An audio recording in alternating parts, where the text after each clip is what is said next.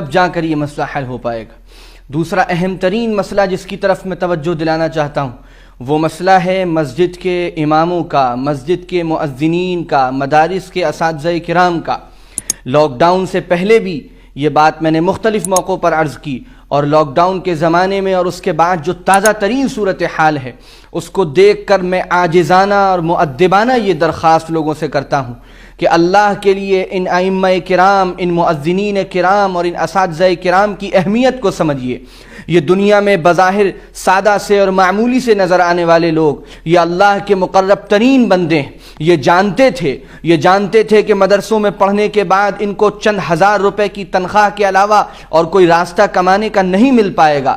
اس کے باوجود انہوں نے اپنے کو مدرسے میں لگایا، قرآن پڑھا، حدیث پڑھی، اور آج بہت معمولی تنخواہوں پر یہ ہمارے ایمان کو بچانے کا کام کر رہے ہیں، ہمارے دین کی نشر و اشاعت کا کام کر رہے ہیں، ہمارے نونہالوں کو قرآن پڑھاتے ہیں، دین پڑھاتے ہیں، شریعت پڑھاتے ہیں، اور اس کے بدلے میں ان کو کیا ملتا ہے؟ اس کے بدلے میں ان کو چند ہزار روپے تنخواہیں ملتی ہیں۔ اتنی تنخواہ جس میں کسی امیر اور کسی اچھے گھرانے میں صرف دودھ آتا ہے، اور جتنا ان کا مہینے کا چاکلیٹ کا خرچہ ہے، باہر گھومنے کا خرچہ ہے، اتنی تنخواہیں ان اماموں کو، مؤذنین کو دی جاتی ہیں۔ مجھے شرم آتی ہے ان تنخواہوں کا ذکر کرتے ہوئے جو عام طور سے ہمارے مسجد کے مؤذنین کو، ائمہ کرام کو اور اساتذہ کرام کو، مدرسے کے اساتذہ کرام کو دی جاتی ہیں۔ میں خاص طور سے اپیل کرتا ہوں، ان کو پہچانیے، ان کے مقام کو پہچانیے، ان کی عظمت کو پہچانیے، ان کی قدر کیجیے۔ ان کو ایسا مشاہرہ اور ایسی تنخواہ مسجد کی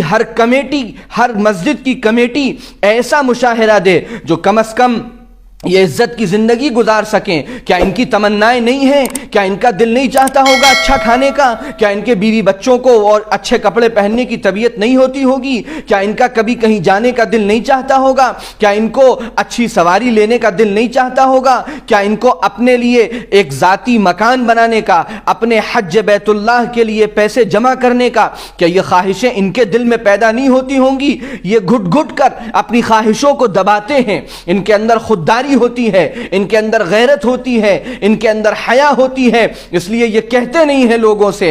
اے مسجد کے کمیٹی کے ذمہ داروں، میں آپ سب سے عاجزانہ گزارش کرتا ہوں، ذرا جھانک کر دیکھیے اپنی مسجد کے ائمہ کا کیا حال ہے، مؤذنین کا کیا حال ہے۔ اے مسجد میں نماز پڑھنے والے مصلیوں اور نمازیوں، میں آپ سے کہتا ہوں کہ آپ نے ساری ذمہ داری کمیٹی پر کیوں ڈال رکھی ہے؟ آپ کمیٹی کے لوگوں سے پوچھیں کتنی تنخواہ دیتے ہیں آپ امام کو اور کتنی تنخواہ دیتے ہیں آپ مؤذن کو۔ ہمارا اس میں تعاون شامل کیجئے، امام صاحب کی تنخواہ اور بڑھائیے، مؤذن صاحب کی تنخواہ اور بڑھائیے، اور ایک معیاری تنخواہ ان کو دینے کا نظام بنائیے۔ اور اس تنخواہ کے علاوہ ہر مصلی کی ذمہ داری ہے کہ وہ اپنے مسجد کے امام کا خیال کرے، مسجد کے مؤذن کا خیال کرے، اور پابندی کے ساتھ اپنی سعادت سمجھ کر، اخلاص کے ساتھ، کوئی احسان کرتے ہوئے نہیں، اخلاص کے ساتھ، سعادت مندی کے ساتھ ہر مہینے اہتمام سے اپنے مسجد کے امام کو اور مؤذن کو کچھ ہدیہ دیا کیجئے۔ کبھی نقد اس طرح دیجئے کہ آپ محتاج ہیں دینے کے، اس طرح چھپ کر اور اخلاص کے ساتھ دیجئے۔ ان کی ضرورتوں کا سامان ان کو مہیا کرائیے۔ یہ ہر نماز پڑھنے والے کی ذمہ داری ہے۔ آپ کے یہاں ٹی وی کا بل اور انٹرنیٹ کا بل اور موبائلوں کا بل جتنا جاتا ہے اس سے کم تنخواہیں آپ کے مسجد کے امام کی ہیں، آپ کے مسجد کے مؤذن کی ہیں۔ کیسے اللہ کو جواب دیں گے؟ کیسے نبی کریم صلی اللہ علیہ وسلم کا سامنا کر پائیں گے کہ جنہوں نے تمہارے دین کی فکر کی، جنہوں نے تمہیں 5 وقت نماز پڑھائی، ان کے ساتھ تمہاری کنجوسی کا یہ عالم تھا؟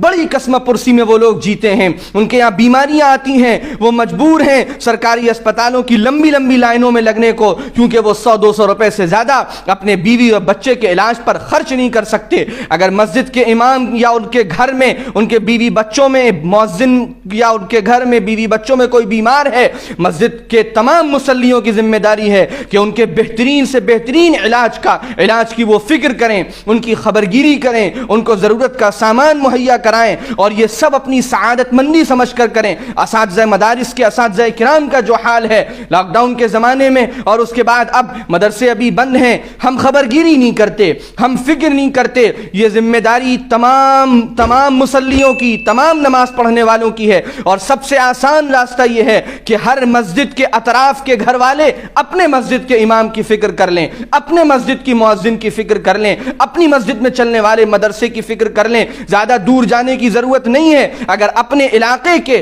تمام مسلمان گھر والوں نے اپنے مسجد کے امام کی، اپنے مسجد کی مؤذن کی، اپنے مسجد میں چلنے والے مکتب اور مدرسے کے اساتذہ کی فکر کر لی، اور ان کو معیاری تنخواہ دینے کا فیصلہ کیا، اور ان کو ہدایہ دیے، اور چھپ چھپ کر ان کی مدد کی، ان کے ضرورت کے سامان مہیا کرائے، وہ ہمارے کام میں لگے ہیں، ہمیں ان کو فارغ کرنا ہے۔ یہ تنخواہ و مشاہرہ ہرگز اللہ کے قرآن کا بدل نہیں ہو سکتا۔ قرآن اتنی عظیم الشان چیز ہے، یہ تنخواہ، یہ ہدایہ، یہ مشاہرے، یہ صرف اس وقت کا جو وہ وقت اپنا نکال رہے ہیں ہماری خدمت کے لیے، یہ ان کو اس کے لیے ہے تاکہ ان کی ضرورتیں پوری ہوں اور وہ یکسوئی کے ساتھ ہماری خدمات انجام دے سکیں۔ یاد رکھیے، اگر ہمارے مسجد کے امام صاحب یا مؤذن صاحب یا ہمارے مسجد میں چلنے والے مدرسے اور مکتب کے استاذ اگر قسم پرسی میں جیتے رہے، گھٹ گھٹ کر جیتے رہے، اپنی ہر خواہش اور ضرورت کو وہ مارتے رہے، اور ہم عیش و تفریح میں لگے رہے، تو اللہ کے ہاں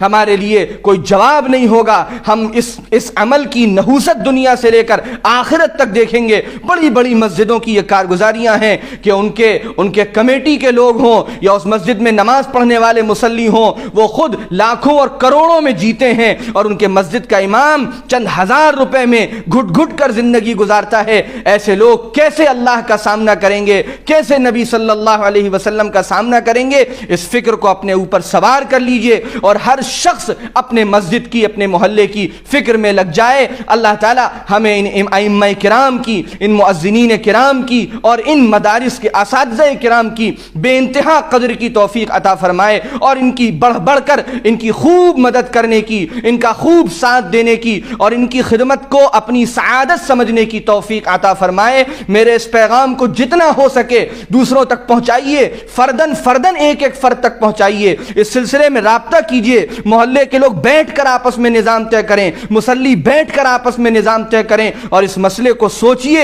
اپنے دل پر ہاتھ رکھ کر، ذہن کو لگا کر کہ اگر ان کی جگہ میں ہوں تو پھر میں کیا سوچوں گا۔ اللہ عمل کی توفیق عطا فرمائے۔ والسلام علیکم ورحمۃ اللہ وبرکاتہ۔